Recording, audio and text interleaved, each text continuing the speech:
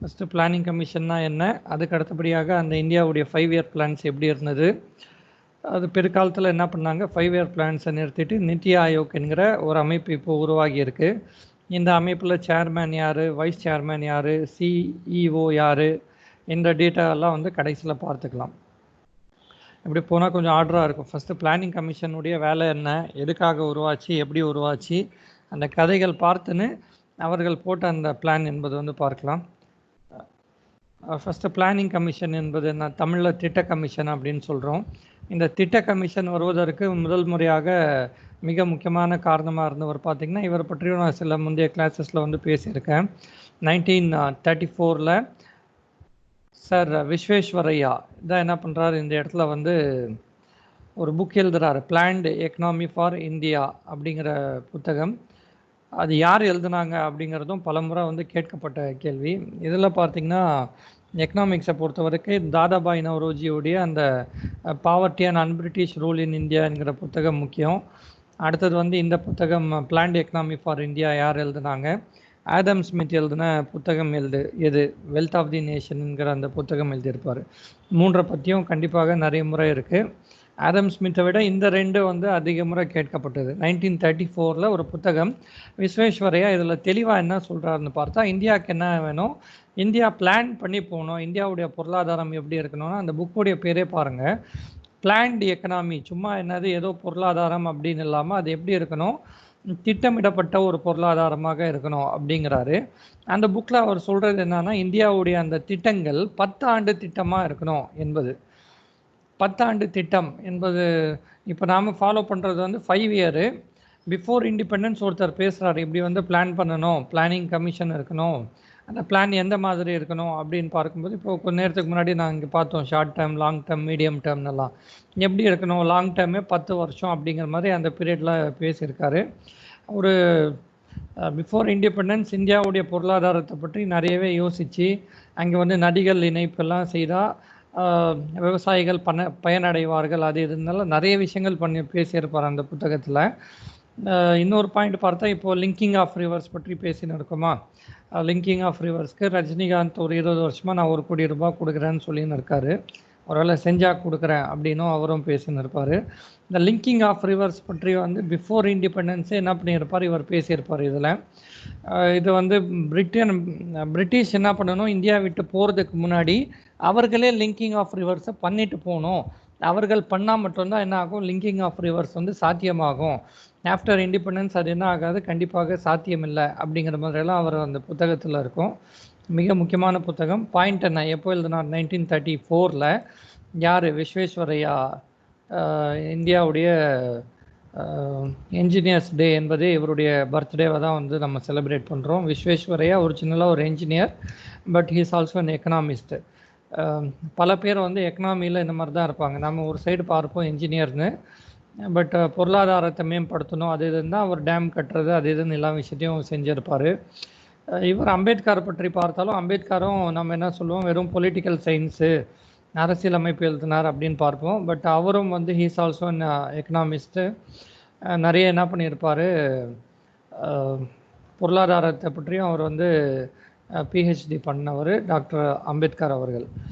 அடுத்தது எத்தனை ஆண்டுன்னு வந்து இங்கே பேசுகிறாங்க, எத்தனை ஆண்டு அப்படின்னு பார்த்தா 10 ஆண்டுகள். இது முதல் முறையாக ஒரு முயற்சி, இந்தியாவுக்கு திட்ட கமிஷன் வேண்டும்னு யார் பேசினாங்க இந்தியாவில், பிஃபோர் இண்டிபெண்டன்ஸே ஒருத்தர் வந்து பேசினார், விஸ்வேஸ்வரையா. ஓகே, அடுத்தது rudimentary economic planning deriving the sovereign authority of the state first initiated in India in 1938 by Netaji Subhash Chandra Bose when he was Congress president and drafted by Meghnath Saha. இங்கே என்ன பண்ணுறாங்க பார்த்தீங்கன்னா, காங்கிரஸினுடைய தலைவராக 38 வந்து நேதாஜி சுபாஷ் சந்திர போஸ் அவர்கள் வந்து தேர்ந்தெடுக்கப்படுறாரு. இந்த இடத்துல வந்து என்ன பண்ணுறாங்க, ஒரு திட்ட கமிஷன் என்பது போல் ஒரு அமைப்பை வந்து உருவாக்குறாங்க. அந்த வரைவு யார் எழுதுனாங்க, டிராஃப்டட் பை மேக்நாத். அந்த கமிஷன் என்ன பண்ணும் என்ன ஏதுங்கிறத வந்து மேக்நாத் சாஹா என்பவர் எழுதியிருக்காரு. இதன் வாயிலாக என்ன ஆகுதுன்னு பார்த்தீங்கன்னா, இந்த காங்கிரஸ் கமிட்டி, சுபாஷ் சந்திர போஸ் இங்கே காங்கிரஸினுடைய பிரசிடென்ட்டு, அந்த ஐஎன்சி என்ன பண்ணுது, ஒரு அமைப்பை உருவாக்குது. INC setup national planning commission with Jawaharlal Nehru as it's chairman. Jawaharlal Nehru தலைமையில் என்ன பண்ணுறாங்க, நேஷ்னல் பிளானிங் கமிஷனை இதே ஆண்டு 1937 உருவாக்கிட்டாங்க. ஆனால் என்ன ஆச்சு, அந்த அமைப்பு ஏதாவது உருப்படியாக செஞ்சதா அப்படின்னா, அடுத்த வருஷமே 1939 ஃபர்ஸ்ட் வேர்ல்டு வார், மன்னிக்கணும், இரண்டாம் உலகப் போர் 1939 to 1945 அந்த இரண்டாம் உலகப் போர் ஸ்டார்ட் ஆகுது. 39 என்ன பண்ணுவாங்க, இந்தியர்களை கேட்காம இங்கே இருக்கக்கூடிய அரசாங்கங்கள், பிரசிடென்சியில் இருக்கக்கூடிய ஐஎன்சி மற்ற கட்சிகளை கேட்காம என்ன பண்ணிட்டாங்க, பிரிட்டன் வந்து இந்தியர்களையும் போரில் இழுத்து விட்டுடுவாங்க. இந்தியாவில் participate in World War 2 behalf of Britain for Britain அப்படின்னு வந்து இங்கே இருக்கக்கூடிய வைஸ்ராய் இழுத்து விட்டுறாரு. அதன் காரணமாக 39 இருந்த காங்கிரஸ் அரசுகள் எல்லாமே ரிசைன் பண்ணிட்டு இருக்கோம். 1939 நடக்கக்கூடியது அந்த வார் சிச்சுவேஷன் வந்த காரணத்தினால் இங்கே ஒரு அமைப்பு உருவாக்குனாங்க, திட்டம் போடணும் அப்படிங்கிற மாதிரி பிரிட்டிஷ் பீரியட்லேயே உருவாக்கியிருக்காங்க. இதை பற்றியும் நம்ம போன வாரம்லாம் பேசும்போது சில பாயிண்ட்ஸ் எல்லாம் தெளிவாகவே பார்த்தோம். சென்ட்ரல் கவர்மெண்ட் அப்படிங்கிற மாதிரி தான் ஒரு விஷயம் இல்லையே தவிர, என்ன பண்ணாங்க, எல்லா பிரசிடென்சிஸ்லேயும் கண்டிப்பாக எலெக்ஷன்ஸ் கண்டக்ட் பண்ணாங்க. பிரசிடென்சிஸில் இங்கே சென்னை பிரசிடென்சியை பொறுத்தவரை என்ன ஆச்சு, இனிஷியலாக ஜஸ்டிஸ் பார்ட்டி வந்து வின் பண்ணாங்க. ஜஸ்டிஸ் பார்ட்டிக்கு அடுத்தபடியாக 1935 Government of India Act use பண்ணிவிட்டு ஒரு எலெக்ஷன் வரும், அதில் காங்கிரஸ் வின் பண்ணிட்டாங்க. இந்த விஷயங்களெல்லாம் நம்ம பார்ப்போம். 1920-21 இருந்து இங்கே வந்து சிஎம் என்பவர் வந்து தமிழ்நாட்டில் இருக்கார். மாகாணங்கள் மொத்தமாக இந்தியாவில் இல்லை, பட் மிக முக்கியமான பிரசிடென்சிஸாக இருந்த பெங்காலில், அடுத்தது இங்கே மெட்ராஸ் பிரசிடென்சி, பாம்பேலலாம் என்ன பண்ணியிருக்காங்க, எலெக்ஷன் நடந்து ஒரு கவர்மெண்ட் இருந்தது, எல்லாம் கலைச்சாச்சு. ஒரு கவர்மெண்ட் இல்லை, எந்த பவரும் இல்லை, இந்த காங்கிரஸும் எதுவும் வந்து இங்கே பண்ண முடியாது. பட் ஒரு ஐடியா இங்கே யாருக்கு வந்துடுச்சுன்னா, நேரு அவர்களுக்கு ஒரு ஐடியா. பிளானிங்னா என்ன, நம்ம ஏன் பண்ணணும், திட்டமிட்டு தான் வடிவேல் சொல்வது போல் பிளான் பண்ணாமல் எதுவும் பண்ணக்கூடாது அப்படிங்கிற இந்த புரிதல்லாம் என்ன ஆகுதுன்னா நேரு அவர்களுக்கு இந்த இடத்துல வருது. இதன் காரணமாக தான் என்ன பண்ணுவார், ஆஃப்டர் இண்டிபெண்டன்ஸ், சுதந்திரம் பெற்ற பிறகு 1947 சுதந்திரம் பெற்றோம். அதன் பிறகு என்ன ஆகுது பார்த்திங்கன்னா, மார்ச் 1950 ஒரு தீர்மானத்தின் வாயிலாக கவர்மெண்ட் ஆஃப் இந்தியா ஒரு ரெசல்யூஷன் பாஸ் பண்ணி பிளானிங் கமிஷன் என்கிற ஒரு அமைப்பை வந்து செட் பண்ணுது. இந்த பிளானிங் கமிஷன் உருவாவதற்கு முழுக்க முழுக்க யார் காரணம் இந்த இடத்துலன்னு பார்த்தா நேரு அவர்கள் தான் காரணமாக இருப்பார். அவருடைய அரசவை தான் என்ன பண்ணுது. இப்போ நித்தி ஆயோக் யார் அப்படின்னு பார்த்தா இப்போதைய பிரைம் மினிஸ்டர்னு சொல்வதை போல் அப்போ இருந்த பிரைம் மினிஸ்டர் வந்து இவர் தான். இவருடைய அதாவது கான்ஸ்டியூஷனில் இந்த அமைப்பு கிடையாது. பிளானிங் கமிஷன் என்பது இப்போது இந்திய அரசியல் அமைப்பில் பார்த்தா எலெக்ஷன் கமிஷன் பற்றி பேசப்பட்டு இருக்குது, ஃபினான்ஸ் கமிஷனும் அந்த இடத்துல பேசப்பட்டு இருக்கும், நிறைய கமிஷன்ஸ் அந்த இடத்துல இருக்குது. ஆனால் என்ன ஆகுது பார்த்திங்கன்னா, பிளானிங் கமிஷன் இருந்துச்சா, அரசியல் அமைப்பு என்ன ஆயிடுச்சு உங்களுக்கு தெளிவாகவே அந்த டேட் வச்சு பார்த்திங்கன்னா November 26, 1949 கான்ஸ்டியூஷன் டேன்னு சொல்லப்படக்கூடிய நாள் வந்து November 26, 1949 இந்திய அரசியலமைப்பு கம்ப்ளீட்டாக எழுதி முடிச்சிட்டாங்க. அது முழுக்க முழுக்க நடைமுறைக்கு வந்தது 1950 Jan 26, அதை ரிப்பப்ளிக் டேவாக நம்ம செலிப்ரேட் பண்ணுறோம் அப்படின்லாம் பார்த்துட்டோம். ஸோ கான்ஸ்டியூஷன் ஏற்கனவே வந்துடுச்சு. கான்ஸ்டியூஷனுக்கு வெளியே உருவான ஒரு அமைப்பு தான் பார்த்திங்கன்னா இந்த பிளானிங் கமிஷன் என்பது. இது பொதுவாகவே என்னென்னா, planning commission is a dash body, constitutional பாடியா எக்ஸ்ட்ரா கான்ஸ்டியூஷனல் பாடியா அப்படின்லாம் கேள்வி வரும்போது, it is a extra constitutional body. Extra constitutional அப்படின்னா கான்ஸ்டியூஷனில் இல்லை, கான்ஸ்டியூஷனுக்கு வெளியே உருவாக்கப்பட்ட ஒரு அமைப்பு தான் எதுன்னு பார்த்தா இந்த பிளானிங் கமிஷன் என்பது. சரி, இதோடைய கண்டினியூவேஷன் அப்படின்னு நீங்கள் பேசிட்டோம். அடுத்தது பிரிட்டிஷும் என்ன பண்ணிச்சுன்னா, formally established a planning board that functioned from 1944 to 1946. பிரிட்டிஷும் பிளானிங் போர்டுன்னு ஒரு விஷயத்தை உருவாக்கியிருக்காங்க.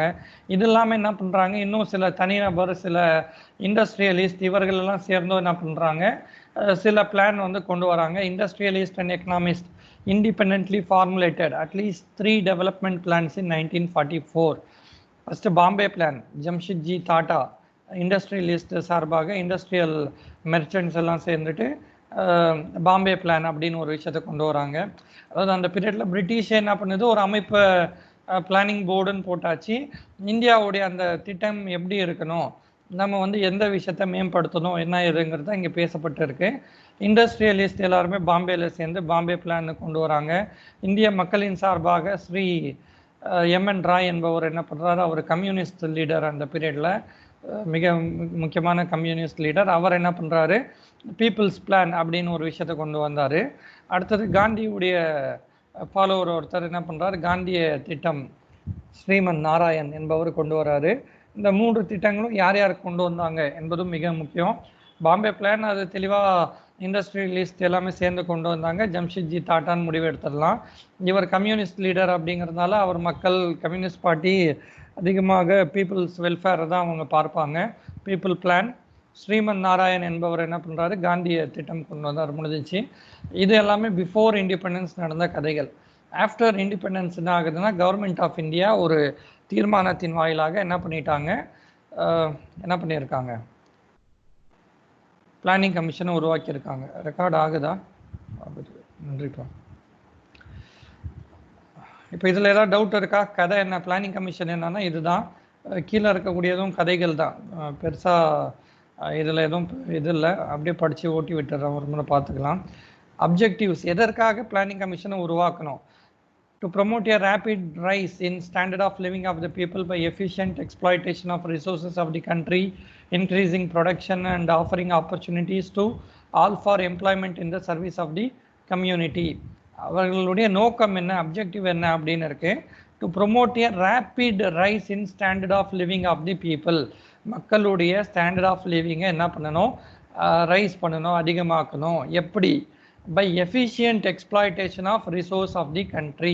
இதை பற்றியும் நம்ம பேசியிருக்கோம். இந்தியாவில் என்னென்ன ரிசோர்ஸ் இருக்குது, என்ன ஏதுன்னு. இருக்கக்கூடிய ரிசோர்ஸ் என்ன பண்ணணும், எக்ஸ்ப்ளாய்ட்னா அது யூஸ் பண்ண போகிறோம். எப்படி யூஸ் பண்ணுறது, எஃபிஷியண்ட்டாக யூஸ் பண்ணி என்ன பண்ணணும், மக்களுடைய வாழ்க்கை தரத்தை மேம்படுத்தணும். நான் இதுவும் பல கிளாஸில் சொல்லியிருக்கேன். இந்தியாவினுடைய செல்வங்கள் மீது யாரோ ஒருத்தருக்கு, ஒரு குடும்பத்தார், ஒரு கம்பெனிக்கெல்லாம் கிடையாது. முழுக்க முழுக்க இந்தியா மக்கள் அனைவருக்கும் என்ன இருக்குது, உரிமை இருக்குது. அதுதான் இங்கே பிளானிங் கமிஷன் பேசுது. இந்தியாவுடைய ரிசோர்ஸ் மூலமாக இந்திய மக்கள் அனைவருடைய வாழ்க்கை தரமும் உயரணும் என்பது தான். Exploitation of the country. அடுத்தது இன்க்ரீசிங் ப்ரொடக்ஷன். அதுதான் ப்ரொடக்ஷன்னா உற்பத்தி அதிகமாக்கணும். அடுத்தது எப்படியெல்லாம் இன்க்ரீஸ் பண்ணுறது, ஸ்டாண்டர்ட் ஆஃப் லிவிங் இன்க்ரீஸ் பண்ணுறோம் எப்படி? First by efficient exploitation of resource. அடுத்தது இன்க்ரீசிங் ப்ரொடக்ஷன். அதுக்கு அடுத்தது பார்த்தீங்கன்னா offering opportunities to all for employment. மேற்கொண்டு எல்லாருக்கும் என்ன பண்ணுறது, வேலை வாய்ப்பு கொடுப்பது. வேலை வாய்ப்பு கொடுத்தா அவங்க சம்பாதிப்பாங்க, அவருடைய ஸ்டாண்டர்ட் ஆஃப் லிவிங் இம்ப்ரூவ் ஆகும். வேலை வாய்ப்பு கொடுத்தா ப்ரொடக்ஷன் இன்க்ரீஸ் ஆகும். இந்தியாவில் இருக்கக்கூடிய அந்த ரிசோர்ஸஸை யூஸ் பண்ணி இந்த ப்ரொடக்ஷன் இன்க்ரீஸ் பண்ணுறதுங்கிறது மொத்தமாக இந்த பேராகிராஃப் தெளிவாக படித்தா புரிதல் வருது. The Planning Commission is charged with the responsibility of making assessment of all resources of the country, augmenting deficient resource. ஒருவேளை நம்மக்கிட்ட இல்லை, இரும்பு தாது இல்லாமல் போகுது, அந்த இரும்பு தாது என்ன பண்ணணும், வெளிநாட்டிலேருந்து ஆனால் இருக்குது, இந்தியாவில் இருக்குது, நிறையவே என்ன பண்ணுறாங்க, வெளியே நாம் எக்ஸ்போர்ட் பண்ணுறோம். ஒருவேளை வேறு எதுவும் இல்லை, யுரேனியம் இல்லை அப்படின்னு இருக்குன்னா நம்ம என்ன பண்ணுறது, வெளிநாடுகள்லேருந்து அந்த பற்றாக்குறை இருக்கக்கூடிய விஷயங்களை சரி செய்யக்கூடியது. Formulating plans for most effective and the balanced utilization of resource and determining priorities. Formulating plans for most effective and balanced utilization of resource. அந்த ரிசோர்ஸை எஃபெக்டிவாகவும் யூஸ் பண்ணும். மேலே பார்த்தா எஃபிஷியன்ட்னு பார்த்தோம் ஒரு வார்த்தை, எஃபிஷியன்ட் எக்ஸ்ப்ளாய்டேஷன் அல்லது யூஸ் ஆஃப் ரிசோர்ஸ். இங்கே எஃபெக்டிவ் ரெண்டுமே அதே தான் பொருள் கிட்டத்தட்ட. And balance utilisation of resource and determining priorities. ப்ரியாரிட்டினா எதுக்கு ப்ரியாரிட்டி கொடுப்பது, விவசாயத்துக்கு கொடுப்பதா, அதாவது பிரைமரி செக்டார் விவசாயமா, செகண்டரி செக்டாரான இண்டஸ்ட்ரி மேனுஃபேக்சரல் செக்டாருக்கு பண்ணுறதா, மூன்றாவது டெர்ஷரி சர்வீஸ்க்கு கொடுக்குறதா, இந்த மாதிரி அந்த ப்ரியாரிட்டிஸ் என்ன பண்ணுறது இந்த இடத்துல முடிவு பண்ணக்கூடியது எல்லாமே யாருடைய பொறுப்பாக இருக்குன்னா, planning commission was charge with responsibility. அடுத்தது இதனுடைய தலைவராக யார் இருந்தார், Jawaharlal Nehru was the first chairman of the planning commission. இங்கே இன்னும் வார்த்தை எப்படி வரும் எக்ஸாக்டானா, பிரைம் மினிஸ்டர், அதாவது ஜவஹர்லால் நேரு ஃபர்ஸ்ட் சேர்மேன் அப்படின்னு சொல்லிட்டோம்.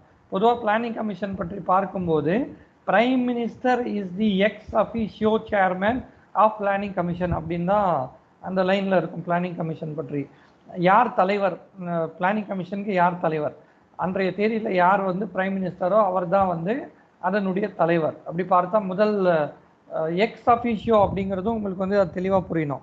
எக்ஸ் அஃபிஷியோ அப்படின்னு பார்த்தா இப்போ ராஜ்யசபாவில் என்ன கொடுப்பாங்க, vice president is the ex officio chairman of Rajya Sabha அப்படின்னு இருக்கும். ரெண்டு அவைகள் இருக்குது பாராளுமன்றத்தில், லோக்சபா ராஜ்யசபா. லோக்சபாவுக்கு தலைவர் வந்து ஸ்பீக்கர் சபாநாயகர்னு சொல்கிறோம். ராஜ்யசபாவினுடைய தலைவராக யார் இருக்காருன்னு பார்த்தா வைஸ் பிரசிடென்ட் இப்போது வெங்கையா நாயுடு அவர்கள் இருக்கார். என்ன நடக்குது இந்த இடத்துல? ஒருவேளை வெங்கையா நாயுடு அவர்கள் அன்றைக்கி அவைக்கு அவர் அந்த பதவியில் இருக்கார். பதவியில் இருந்தால் அதை வந்து கண்டிப்பாக வந்து ஹெட் பண்ணக்கூடிய ஆளாக யார் தான் இருக்காருன்னா வெங்கையா நாயுடு தான். வைஸ் பிரசிடென்ட்டுன்னு ஒருத்தர் இருந்தால் he is the chairman for Rajya Sabha. ஒருவேளை என்ன ஆகுது, அந்த இடத்துல வைஸ் பிரசிடென்ட் இல்லை அப்படின்னா அந்த இடத்துல என்ன ஆகுனா டெப்யூட்டி சேர்மன் ஒரு என்ன பண்ணுவார், ஹெட் பண்ணுவார். ஒருவேளை அந்த பதவியில் அவர் இருந்தால் ஹீ ஷுட் சேர் அப்படிங்கிறது தான் இங்கே பொருள். பிரைம் மினிஸ்டர்னு ஒருத்தர் இருக்கார் அப்படின்னா பிரைம் மினிஸ்டர் தான் என்ன பண்ணணும், பிளானிங் கமிஷனுடைய தலைவராக சேர்மனாக இருக்கணும், ex officio chairman of Rajya Sabha. அப்போ இந்த இடத்துல வந்து முதல் சேர்மனாக இவர் தான் கொண்டே வர்றார். சொல்ல போனால் நேரு அவர்கள் வந்து திட்டமிட்டு போகலாம் அப்படின்னு சொல்லிட்டு ஒரு விஷயத்தை கொண்டு வராரு. அதன் காரணமாக first chairman of planning commission, first ex officio chairman எப்படி கேட்டாலுமே ஜவஹர்லால் நேரு அவர்களை தான் இங்கே வந்து குறிக்கும். இந்த first 5-year plan was launched in 1951 and 2 subsequent 5-year plans were formulated till 1965 when there was a break because of the Indo-Pakistan conflict. இது பார்க்கலாம். நடுவில் என்ன பண்ணுறாங்க பார்த்தீங்கன்னா 1962 என்ன பண்ணாங்க, இந்தோ சைனா போர் நடக்கும். அடுத்தது பார்த்தா 1964 வந்து நேரு அவர்கள் இறந்துடுறாரு. 65 வார் இருக்குது. அடுத்தது ரெண்டாவது பிரைம் மினிஸ்டரான லால் பகதூர் சாஸ்திரி அவர்களும் என்ன பண்ணுறாரு, தாஷ்கண்ட் அக்ரிமெண்ட் சைன் பண்ண போகும்போது உஸ்பெகிஸ்தானில் வெளியே வந்து தாஷ்கண்ட் நகரத்தில் அவர் இறந்து போகிறாரு. பல சிக்கல்கள் இருக்குது. இதனை தொடர்ந்து என்ன ஆச்சு பார்த்தீங்கன்னா இந்தியா வந்து உடனடியாக பிளான் போட முடியாத ஒரு சுச்சுவேஷன். இன்னும் நிறைய இதுக்கு பாருங்கள். 2 successive years of draft devaluation of the currency.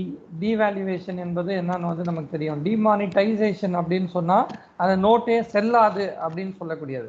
அந்த நோட்டே ஆகாது, இதற்கு பதிலாக 500 ரூபாய் நோட்டு 500 ரூபாய் செல்லவே செல்லாது அப்படிங்கிறது வந்து டிமானிட்டைசேஷன் என்பது. டிவேல்யூவேஷன் என்பது இப்போ நீங்கள் தெளிவாக எக்கனாமி பார்த்துன்னு இருந்தால் சைனா என்ன பண்ணுது, அதனுடைய ரூபாய் மதிப்பை வந்து தொடர்ந்து டிவேல்யூவேஷன் என்கிற இந்த விஷயத்தில் ஈடுபடுது அப்படின்னு வந்து நம்ம தெளிவாகவே பார்க்க முடியும். அது என்ன டிவேல்யூவேஷன்? இப்போ சப்போஸ் என்ன ஆகுது, இப்போ இந்தியா கதையை பார்க்கலாம். எப்படி வைக்கலாம் இது,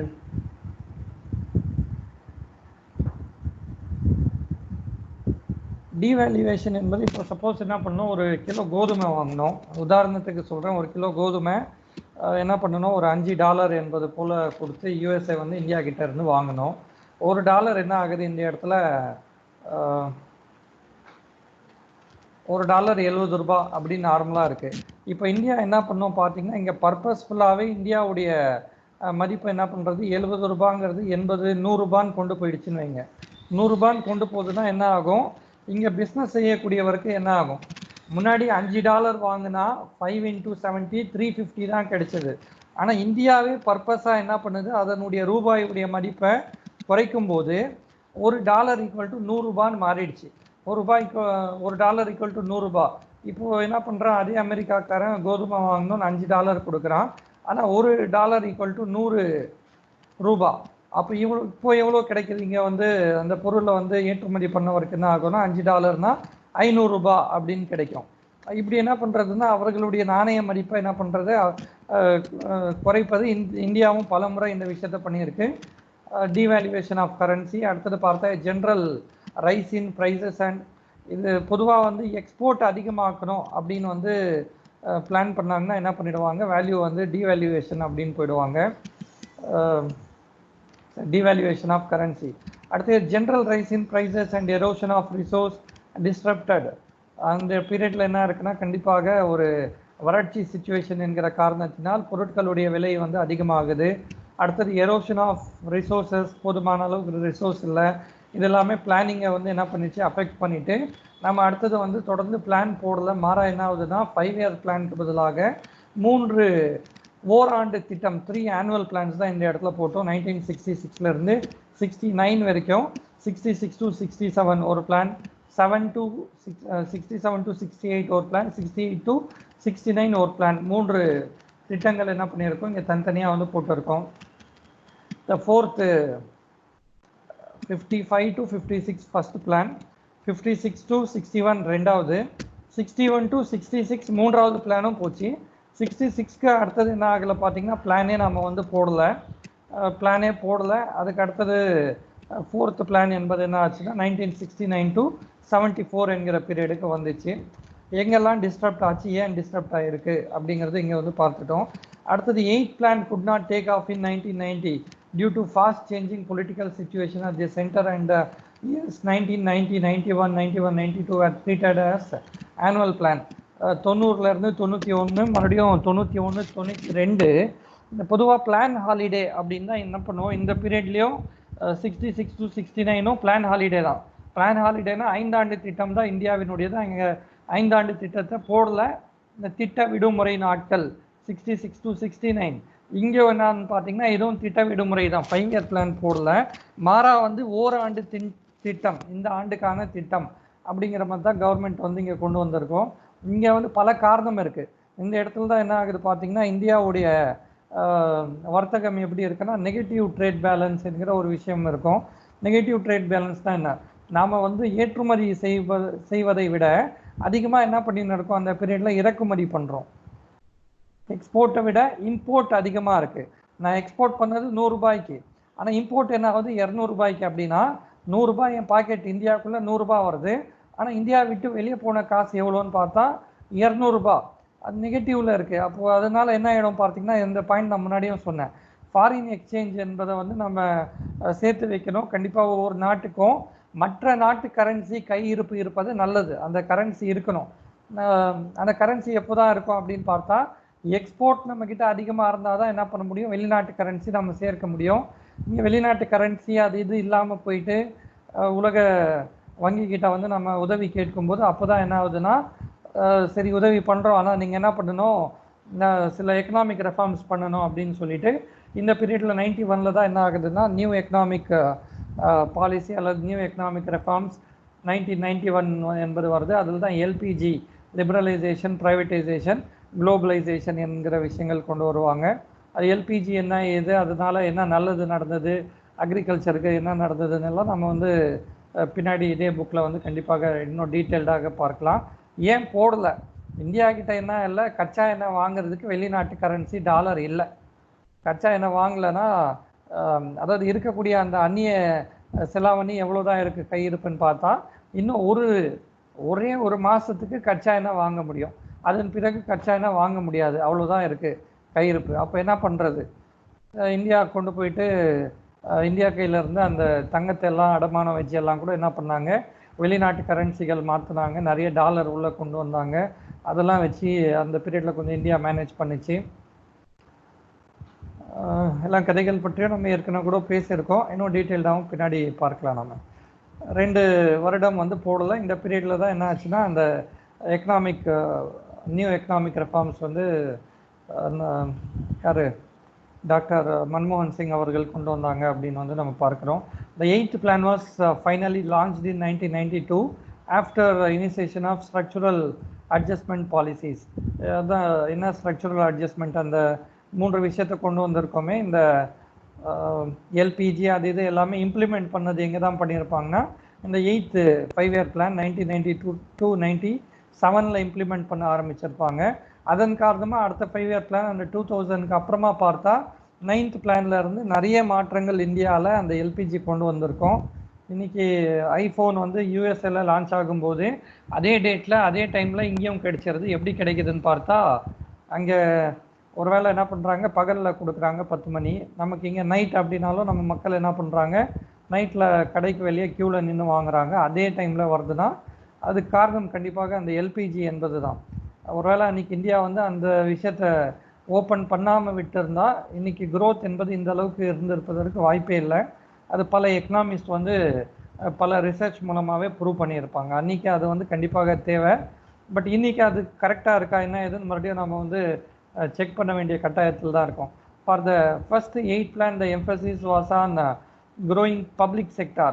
ஃபஸ்ட்டு 8th plan ஃபுல்லாகவே என்ன இருந்துச்சுன்னா பப்ளிக் செக்டாரை தான் கவர்மெண்ட் என்ன பண்ணின்னு இருந்துச்சு, இம்ப்ரூவ் பண்ணின்னு இருந்துச்சு with massive investments in basic and heavy industry. But since the launch of 9th plan in 1997, the emphasis on public sector has become less pronounced. Government என்ன பண்ண ஆரம்பிச்சிடுச்சுன்னா, பப்ளிக் செக்டார் பொதுத்துறை நிறுவனங்களை வந்து ஊக்கப்படுத்தக்கூடிய அந்த விஷயத்தை விட்டுட்டு மாறா இப்போ என்ன பண்ண ஆரம்பிச்சிட்டாங்கன்னா, டிஸ்இன்வெஸ்ட்மெண்ட் என்கிற ஒரு விஷயத்த பண்ணுறது. இங்கே பார்த்தா இன்வெஸ்ட்மெண்ட் கொண்டு வந்தாங்க, காசு இன்னும் நிறைய போட்டு போட்டு நிறைய ஸ்டார்ட் பண்ணாங்க அப்படின்னு பார்த்தோம். டிஸ்இன்வெஸ்ட்மெண்ட்னா இருக்கக்கூடியது ஏற்கனவே என்ன இருக்குது, ஒரு இது இருக்கா, சேலம் ஸ்டீல் பிளான்ட்டா, சேலம் ஸ்டீல் பிளான்ட்டுடைய ஷேர்ஸ் வந்து நான் விற்கிறேன், வேணுங்கிறவங்க வாங்கிக்கோங்க அப்படின்னு சொல்லிட்டு கவர்மெண்ட் என்ன பண்ணுறது, அந்த ஷேர் ப்ரைவேட்டுக்கு விற்பதன் மூலமாக ஒரு காசு வரும், அந்த காசை வந்து நல்ல திட்டங்களுக்கு யூஸ் பண்ணுறோம் அப்படிங்கிறாங்க. அந்த டிஸ்இன்வெஸ்ட்மெண்ட் என்பதும் சரியா அப்படின்னு பார்த்தா, அது முழுக்க முழுக்க ப்ரைவேட் அப்படின்னு போயிடுச்சுன்னா அது ஃபுல்லாகவே என்ன ஆகிடும், ப்ராஃபிட் ஓரியன்டாக மட்டுமே இருக்கும். அது மக்களுக்கு நல்லதா, அது பிரச்சனையை கண்டிப்பாக கொடுக்கும்னு வந்து அதன் மீது பல குற்றச்சாட்டுகளும் இருக்குது. இதுவும் பார்த்தீங்கன்னா இப்போ ஏர் இந்தியா வந்து நஷ்டத்தில் இருக்குது, அதனால விற்கிறோம் அப்படிங்கிறாங்க. ஏர் இந்தியா நஷ்டம்னு கவர்மெண்ட் சொல்லுது, அதனால விற்கிறோம், டிஸ்இன்வெஸ்ட் பண்ணுறோம் அப்படின்னு வந்து ஏர் இந்தியாவோ எலக்ட்ரிசிட்டி போர்டோ எல்லாத்தையும் இன்றைக்கி வந்து ரயில்வேஸ் உட்பட எல்லாத்தையும் விற்பதற்கு கவர்மெண்ட் ரெடியாக இருக்குது. ஆனால் அவங்க சொல்கிறது நிதி பத்தலை அப்படிங்கிறாங்க. சரி, அது காசு இல்லைன்னு விற்கிறாங்க. எனக்கு என்ன ஒரு டவுட்டுனா, இது ஒரு வேளை ப்ராஃபிட் இல்லை அப்படின்னா அது எப்படி வந்து ப்ரைவேட் ஆட்கள் வந்து எப்படி வாங்குறதுக்கு ரெடியாக இருக்காங்க? இப்போ நான் ஒரு கம்பெனி வாங்கினோன்னா அது ப்ராஃபிட்டை கொடுக்காது அப்படின்னு எனக்கு தெளிவாக தெரியுதுன்னா அது கம்பெனியை நான் வாங்கணும்னு முயற்சி பண்ண மாட்டேன். அந்த ப்ராஃபிட் இல்லாத துறையை வந்து என்ன பண்ணிடுறாங்க, ப்ரைவேட் வாங்குறாங்க, அவங்க ப்ராஃபிட்டபுளாக நடத்துகிறாங்க. ஆனால் ஒரு பெரிய கவர்மெண்ட் என்கிற இவ்வளோ பெரிய ஆர்கனைசேஷன் லாபத்தோடு நடத்த முடியல, நஷ்டம் மூடுறோம்னு சொல்கிறது வந்து உண்மையிலேயே வேதனை அளிக்கக்கூடிய ஒரு விஷயம். அது மொத்தமாகவே வந்து இந்திய மக்களுடைய சொத்து. சொல்லப்போனால் பப்ளிக் செக்டார் என்பது வந்து அது கவர்மெண்ட் கூட கிடையாது, அதனுடைய உரிமையாளர்கள் நீங்களும் நானும் தான். நம்மளுடைய சொத்து. பார்க்கலாம், பல பிரச்சனைகள் இருக்குது. டிஸ்இன்வெஸ்ட்மெண்ட் அவங்க சொல்கிறது என்னென்னா, காசு இல்லை, நிதி பற்றாக்குறையை சரி செய்வதற்கு என்ன பண்ணுறேன், வித்துடுறேன். நிதி பற்றாக்குறைன்னு சொல்லிட்டு ஒவ்வொரு ஆளும் உங்கள் வீட்டில் இருக்கக்கூடிய டிவி, ஃப்ரிட்ஜு, சோஃபா, அண்டா குண்டான்னு எல்லாம் விற்றுட்டா அடுத்தது வீட்டில் என்ன இருக்குன்னா மறுபடியும் பற்றாக்குறைன்னா அதை சரி பண்ண பார்க்கணுமே தவிர இருக்கிறத விற்றுட்டா மறுபடியும் இன்னல்களில் தான் போய் மாட்டுவோம். கவர்மெண்ட் எல்லாமே ப்ராடாக அடுத்த கட்டத்தில் போயிட்டு இதை வந்து யோசிச்சாகணும். இப்போ பிளானிங் கமிஷன் என்பது என்ன, பிளானிங் கமிஷன் என்ன பண்ணிச்சு, அந்த 5 இயர் பிளான் என்பதெல்லாம் கூட ஒரு அவுட்லைன் நம்ம பார்த்துட்டோம். அடுத்தது 5 இயர் பிளான்ஸ் என்னென்ன இருந்துச்சுன்னு பார்த்துட்டே அடுத்தது கடைசியாக என்ன பண்ணிடலாம், நித்தி ஆயோக் என்பது என்னன்னு பார்க்கலாம். பிளானிங் கமிஷன் என்பதற்கு பதிலாக 1 January 2015 அன்னைக்கு இப்போதைய கவர்மெண்ட் என்ன பண்ணிடுச்சு, அவர்களுடைய ஃபர்ஸ்ட் டேர்மில் 2015 பிளானிங் கமிஷன் என்கிற ஒரு அமைப்பை எடுத்துகிட்டு நித்தி ஆயோக் என்கிற ஒரு அமைப்பு போட்டு அவர்களும் வரலாற்றில் இடம் பிடித்து விட்டார்கள். இது என்னங்கிறத வந்து நம்ம 5 இயர் பிளான்ஸ் பார்த்துனோன்ட்டு நித்தி ஆயோக் அடுத்த டாபிக் இங்கே கம்ப்ளீட்டாகவே இருக்குது. இன்னும் டீட்டெயில்டாக இருக்கக்கூடிய இந்த விஷயத்தையே நம்ம பார்க்கலாம். இப்போ இதில் ஏதாவது டவுட் இருக்கா, சீக்கிரம் சொல்லுங்கள். பிளானிங் கமிஷன் டவுட் இல்லைல்ல? கண்டிப்பாக சரிப்பா.